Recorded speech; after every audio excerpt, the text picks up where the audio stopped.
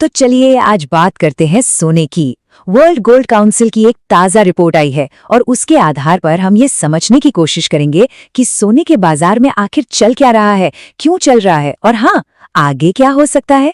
आइए इसे थोड़ा आसान भाषा में समझते हैं। अब देखिए, सोने की चाल को समझना है ना, तो पहले हमें दुनिया की आर्थिक सेहत को देखना होगा।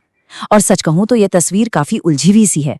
मतलब एक तरफ तो ऐसा लगता है कि सब ठीक है, नौकरियां बढ़ रही हैं, लेकिन दूसरी तरफ देखिए तो फैक्ट्रियों के ऑर्डर कम हो रहे हैं।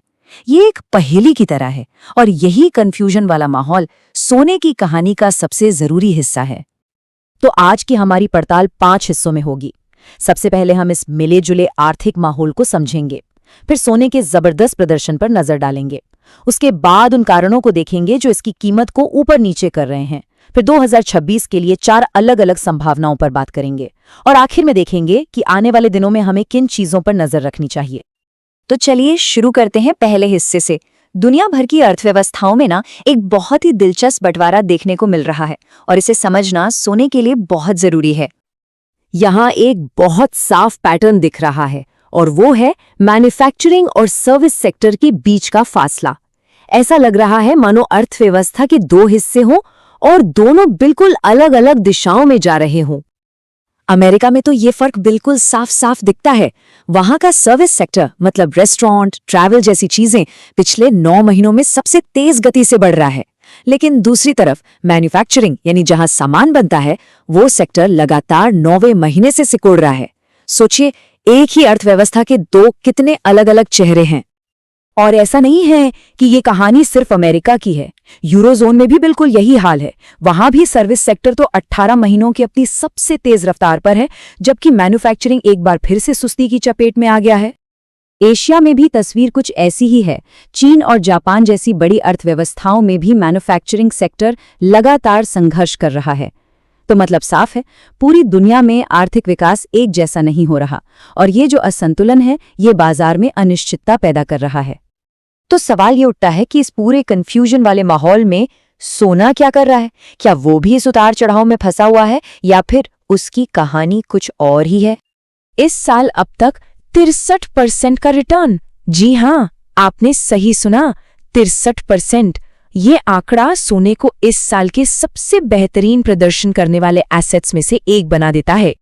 सोने ने सिर्फ अच्छा प्रदर्शन नहीं किया है, बल्कि उसने कमोडिटी, स्टॉक मार्केट के S&P 500 और यहां तक कि बिटकॉइन को भी काफी पीछे छोड़ दिया है।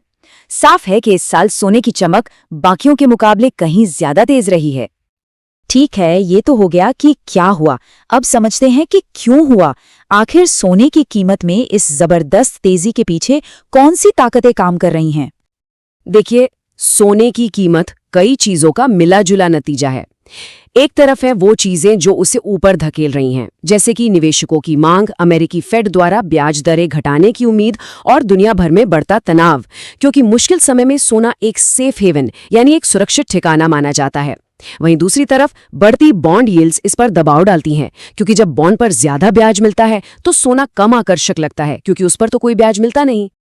निवेशकों की मांग, खासकर ETFs के जरिए सोने की तेजी का एक बहुत बड़ा कारण रही है। ETFs यानी एक्सचेंज ट्रेडेड फंड्स, जो स्टॉक की तरह ही खरीदे और बेचे जा सकते हैं। इनमें लगातार पैसा आ रहा है, जिसका सीधा मतलब है कि बड़े निवेशक सोने पर अपना भरोसा जता रहे हैं। चलिए अब थोड़ा वर्तमान से निकलकर भविष्य की ओर देखते हैं। वर्ल्ड गोल्ड काउंसिल ने कुछ बहुत ही दिलचस्प सिनारियोज बनाए हैं कि 2026 तक सोने का सफर कैसा हो सकता है। जाहिर है, भविष्य अनिश्चित है और सोने की कीमत यहाँ से कई अलग अलग रास्ते अपना सकती है और ये सारे रास्ते इस बात पर निर्भर करेंगे कि आने वाले सालों में अर्थव्यवस्था किस दिशा में जाती है। तो आइए इन चारों संभावित रास्तों को एक एक करके समझते हैं। तो ये हैं वो 4 संभावित भविष्य। पहला, डूम लूप। अगर दुनिया एक बड़ी मंदी में फंस जाती है तो लोग सुरक्षा के लिए सोने की तरफ भागेंगे, जिससे कीमत 15 से 30% तक बढ़ सकती है। दूसरा, शैलो स्लिप। अगर एक हल्की पुल्की मंदी आती है तो भी सोना 5 से 15% तक चढ़ सकता है। तीसरा, मैक्रो कंसेंसस, मतलब अगर हालात आज जैसे ही बने रहते हैं तो सोना भी लगभग स्थिर रहेगा। और चौथा, रिफ्लेशन रिटर्न, यानी अगर अर्थव्यवस्था जोरदार वापसी करती है तो निवेशक स्टॉक जैसी रिस्की चीजों में पैसा लगाएंगे और सोना 5 से 20% तक गिर सकता है। तो कुल मिलाकर अर्थव्यवस्था का भविष्य ही सोने का भविष्य तय करेगा।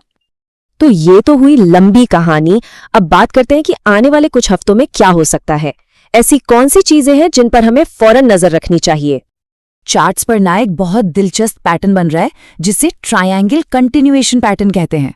अब इसे आसान भाषा में समझिए।